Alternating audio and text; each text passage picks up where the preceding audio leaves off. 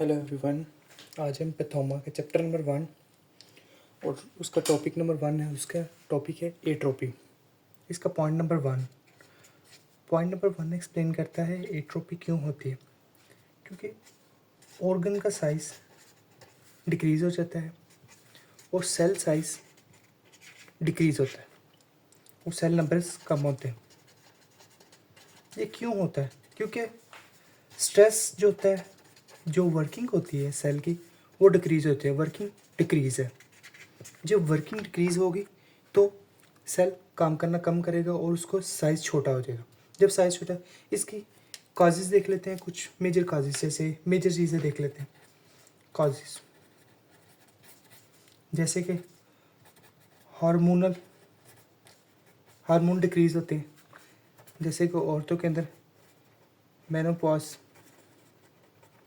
मतलब साइकिल्स का बंद हो जाए। जब साइकिल बंद होते हैं, एंडोमेट्रियल जो वॉल होती है, मेट्रियल एट्रोपी हो जाती है, उसका साइज़ कम हो जाता है। मतलब एंडोमेट्रियल जो वॉल होती है उसका साइज़ छोटा हो जाता है, कम हो जाता है। जैसे हम किसी किसी की टांग टूट गई, हाथ टूट गया, कुछ भी हो गया, उसके अंदर जब प्लास्टर चढ़ता है, प्लास्टर कास्ट होता है, प्लास्टर चढ़ा है कास्ट, उससे क्या होता है, लिम्ब की जो मूवमेंट होती है, इमोबिलिटी हो जाती है, जिससे जिससे साइज़ कम हो जाता है। जैसे न्यूट्रिशन ऑक्सीजन की कमी होगी या डिफरेंट चीज़ें होगी, एस्कीमिया हो गया या स्टारवेशन हो गया, न्यूट्रिशन कमी होगी, उसकी वजह से भी मसल का साइज़ छोटा होता है। इनर्वेशन नर्व का ना जाना, नर्व का ब्लॉकेज होना है, नर्व की ख़राबी हो जाए, नर्व का ब्रेकडाउन हो जाना, उससे इंजरी होगी, जैसे उसकी वजह से वो चीज़ काम नहीं करती, और जब काम नहीं करेगी तो एट्रोपी हो जाएगी मसल्स की। अब हम मैकेनिज्म देख लेते हैं। इनमें से मैकेनिज्म क्या कहते हैं? एक होते हैं सेल श्रिंकेज। सेल का साइज़ छोटा जाता है। क्यों होता है? क्योंकि उसके प्रोटीन सिंथेसाइज कम हो जाती है।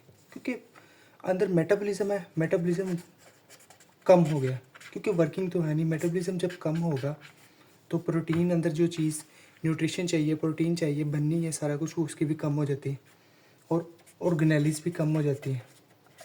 जैसे माइटोकॉन्ड्रिया, वो भी कम हो जाएगा। उस दूसरा देख लेते हैं मैकेनिज्म, और कौन सा है? सेल लॉस का क्या मतलब है? नंबर सेल के कम हो गए। और ये क्यों होता है? ये एपोप्टोसिस होती है। Apoptosis cell death. अगर किस जगह पे सेल डेथ होगी तो मसल्स का साइज खुद ब खुद छोटा हो जाएगा और ये एट्रोपी हो जाएगी। उसके हम डिफरेंट किस्म के टाइप्स देख लेते हैं। टाइप्स डिसयूज़, जैसे हम मसल को यूज़ ही नहीं करते, मसल का मास कम हो जाता है। हम किस चीज़ को यूज़ नहीं करते, उसके एनर्जी नहीं, जब न्यूट्रिशन नहीं जाएगी, यूजेज कम हो जाएगा, खुद ब खुद उसका साइज़ डिक्रीज़ हो जाएगी, एट्रोपी होनी शुरू हो जाएगी। एस्कीमिया हो गया। एस्कीमिया मतलब ब्लड की ट्रांसपोर्टेशन कम होगी, ब्लड की ट्रांसपोर्टेशन ब्लॉक होगी। जब ब्लड ही नहीं किसी जगह पे पहुंचेगा तो डिक्रीज हो जाएगी, एट्रोपी होगी। जैसे कि न्यूट्रिशन, जब न्यूट्रिशन ही नहीं पहुंचेगी किसी जगह पे, जैसे फैट, कार्ब्स, प्रोटीन, विटामिन्स, जब इनकी डेफिशिएंसी हो जाएगी, खुद ब खुद सेल का साइज़ छोटा होगा और डिक्रीज़ हो जाएगा। एंडोक्राइन, जैसे एंडोक्राइन के अंदर खुद ही आपने देख लिया, इधर मेनोपॉज हो गया, एट्रोपी हो गया। उसके अलावा एटोफेजी हो जाती है। एटोफेजी का मतलब खुद ब खुद खाना, अपने आप को खाना। जब न्यूट्रिशन की कमी होगी, सेल के अंदर न्यूट्रिशन ही कम होगी, जब उसे मिली नहीं है न्यूट्रिशन, विटामिन नहीं मिले, वो सेल अपनी जो ऑर्गेनेलीज होती हैं उनको खुद भी खुद खाना शुरू कर देता है ताकि उसको न्यूट्रिशन पूरी मिले। और न्यूट्रिशन की इस तरह पूरी होती है। जब माइक्रोस्कोपिकली देखा जाता है तो मॉर्फोलॉजी, इनका जो स्ट्रक्चर होता है उसके अंदर स्मॉल वैक्यूल दिखाई देता है।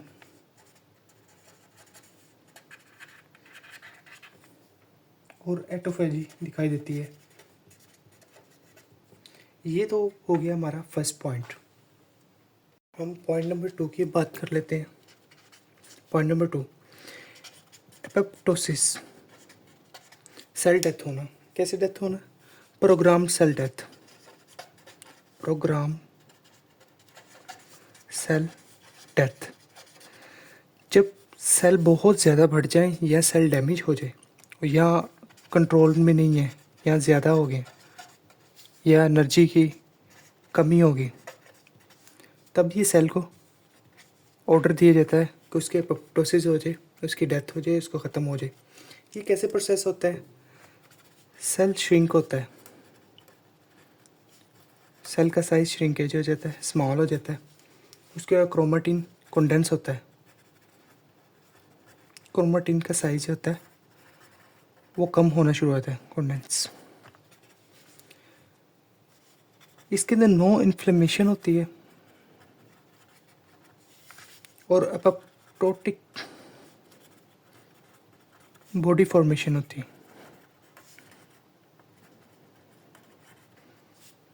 ये इसको एग्जाम्पल के तौर पे देख लेते हैं। हमने पहले भी वो एग्जाम्पल दी हुई है, मेनोपॉज। देख लेते हैं। जब हार्मोन, हम हार्मोन ले लेते हैं एस्ट्रोजन, एस्ट्रोजन की डेफिशिएंसी होगी। जब एस्ट्रोजन की डेफिशिएंसी होगी, क्योंकि वुमेन होगी 50+ होगी, उसके अंदर एस्ट्रोजन की डेफिशिएंसी होगी, तो मेनोपॉज मतलब पीरियड्स बंद हो जाते हैं। जब पीरियड्स बंद होते हैं तो उसके अंदर जो होती है एंडोमेट्रियल मेम्ब्रेन होती है, एंडोमेट्रियल होती है, एंड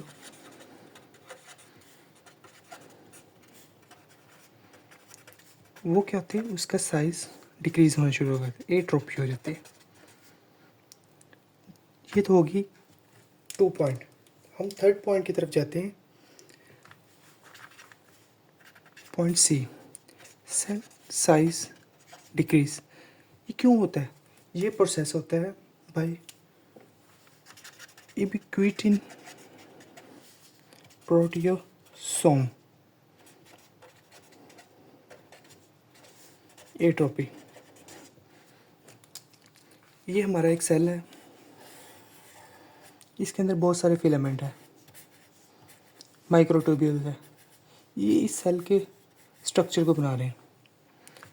जब ये सेल के अंदर हो गए माइक्रोफिलामेंट,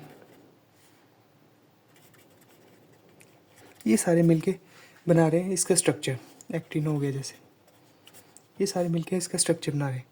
मगर ओब्क्यूटिन जो प्रोटीन है, ओब्क्यूटिन, ओब्क्यूटिन एक टैग होता है, एक किस्म का टैग है।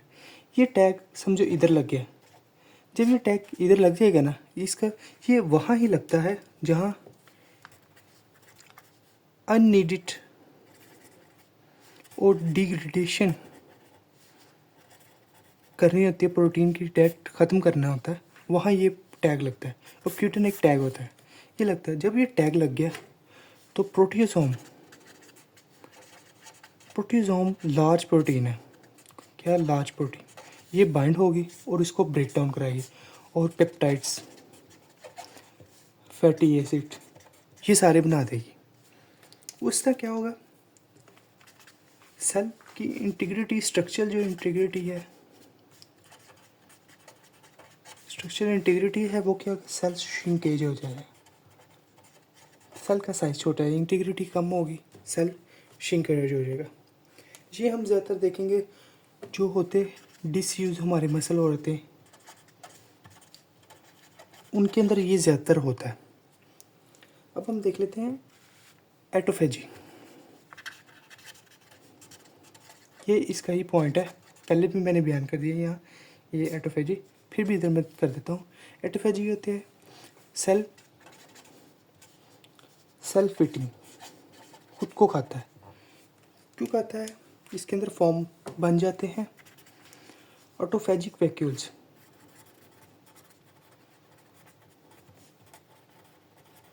वो जो एटोफेजिक वैक्यूल्स होते हैं, ये जैसे एक प्रोटीन है, इसको पकड़ा, इसके अंदर लाइजोसोम्स आ गए। लाइसोसोम और ऑटोफेजी वैक्यूल जब कंबाइन होते हैं, लाइसोसोम में क्या आता है, हाइड्रोलेस। जब ये कंबाइन होते हैं तो क्या होता है, ब्रेकडाउन होती है प्रोटीन। जब प्रोटीन ब्रेकडाउन होती है फिर फैटी एसिड हो गया, अमाइनो एसिड हो गया, अमाइनो एसिड, फैटी एसिड, ये सारे बनते हैं। और ये कि इससे क्या होता है, साइटोप्लाज्म जो होता है, साइटोप्लाज्म वो कम होता है। जब कम होता है सेल साइज डिक्रीज होता है, और जब सेल साइज डिक्रीज होगा तो सर्वाइव कम होगा सेल का। और ये सब जब सारे ये प्रोसेसेस होते हैं उसके बाद क्या होता है, सेल का साइज डिक्रीज होता है, यूज़ कम होता है, एपोप्टोसिस हो जाती है। इसको कहते हैं atrophy, decrease in cell size. ये आज का हमारा टॉपिक था।